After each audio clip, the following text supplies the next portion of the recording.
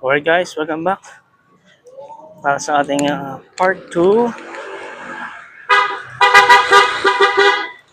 of our walking habit.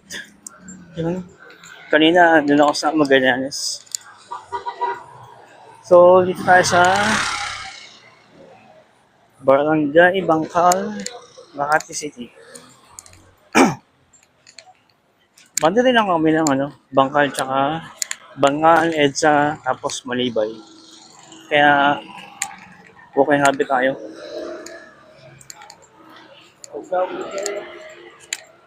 Yun, at least, mapaparami ang ating steps. So anyway, galing ako dito kasi bumili ako ng aking medicine. Yung Roxabastadine, tsaka yung Lavoxazine. Pangalan naman yan, alari lang. Para sa ating prescription ng ating doctor. So overall guys, okay naman. Okay naman ang ating health. So maintaining lang at alalay sa mga kinakain at sa mga kakakainin. Yun lang. Alam tayong alalay lang. Hindi lang tayo pwede magpasobra kasi magti-trigger ito ng trigger warning sa ating kalusugan, sa ating blood chem, cholesterol, blood uric acid, yung mga ganun.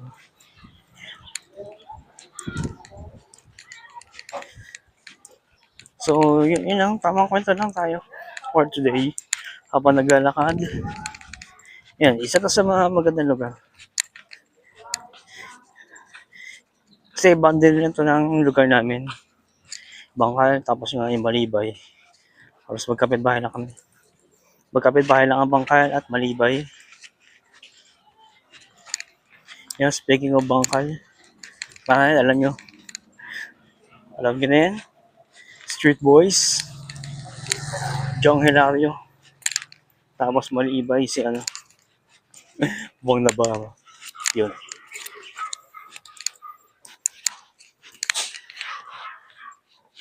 Yun, tsaka pa si Spencer Reyes, idol. Dito rin yun sa Bangkal. Halos magkalugar sila ni Jong Hilario. Dati yung nagsisimula sila sa Street Boys. Meron pang isa eh.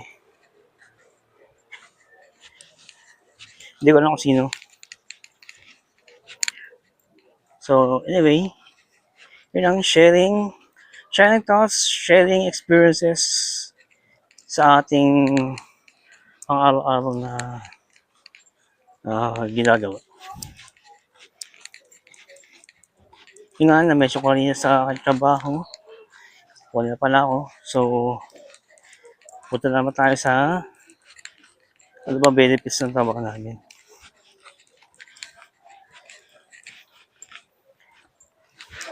Depende sa mga sa mga BPO companies na mapapagtrabahuhan yun.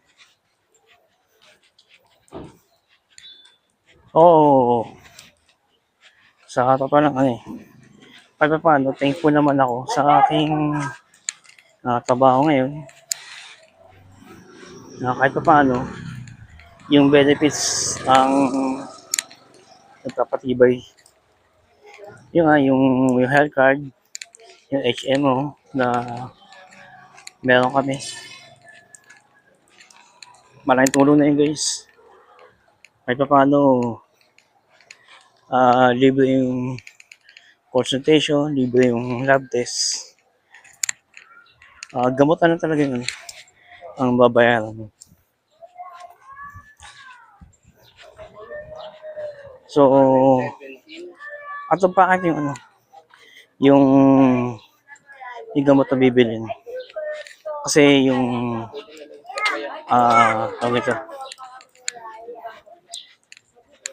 Kalimutan ko rin.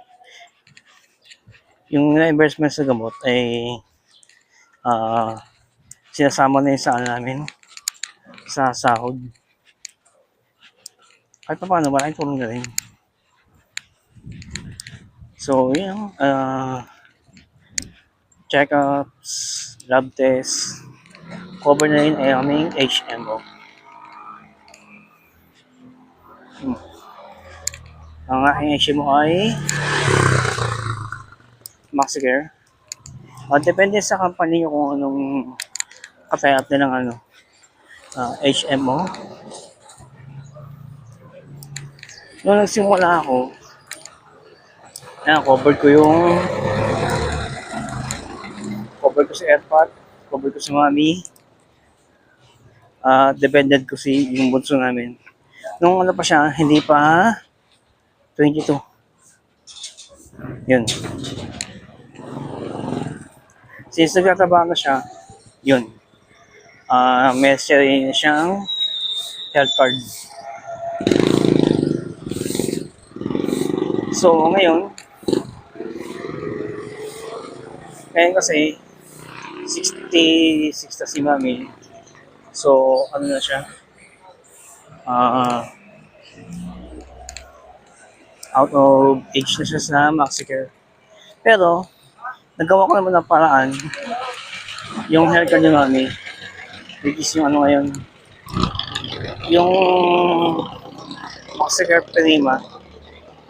Yearly ko siya binabayaran. Coverage na yun ng 1 year. Cover na yun guys ng 1 year. Lab test, consultant, consult sa doktor, cover na yun 1 year. So yearly siya. Yearly ko yung binabayaran, mga nasa more or less 17,000. Buong year na yun guys. Cover na siya, buong taon. So, mag-renew ako ng MaxiCare ni Mami sa July.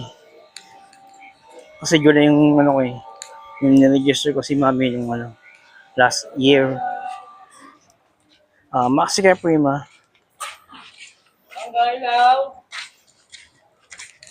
For health card outside of the company yun. Ano ko na yun for ages na yun, good for 1 year. Yun lang naman guys ang small sharing sa benefits. Yung common yung differential, mandatory benefits, SSS, Pag-ibig, PhilHealth, tax, common na yun. Bali, HMO na talaga yung